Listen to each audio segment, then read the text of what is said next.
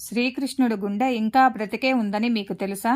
ద్వారకా నగరం నాశనం అయిన తరువాత శ్రీకృష్ణుడు అడవుల్లో తిరుగుతూ దుఃఖంతో ఒక చెట్టు క్రింద విశ్రాంతి తీసుకుంటుండగా జర అనే ఒక వేటగాడు కృష్ణుణ్ణి లేడి అనుకొని బాణం వేస్తాడు. ఆ బాణం నేరుగా కృష్ణుని బొటన వేలుకు తగులుతుంది.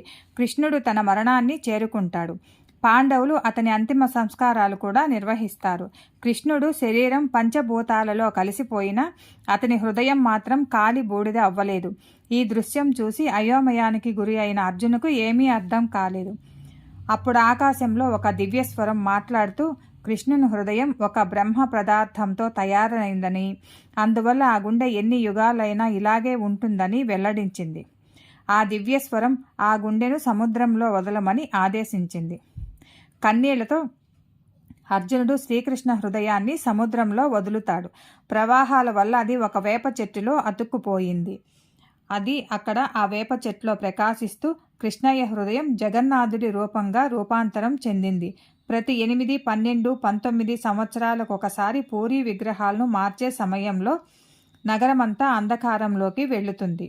కళ్ళుకు గంతలు కట్టుకున్న పూజారులు ఈ బ్రహ్మ పదార్థాన్ని ఒక విగ్రహం నుంచి మరో విగ్రహానికి జాగ్రత్తగా మారుస్తారు. అలా మారుస్తున్నప్పుడు చేతిలో ఉన్న గుండె వేగంగా కొట్టుకుంటుంది అని ఎందరో పూజారులు చెప్పడం విశేషం. మీకు ఈ కంటెంట్ నచ్చితే లైక్ చేసి సబ్స్క్రైబ్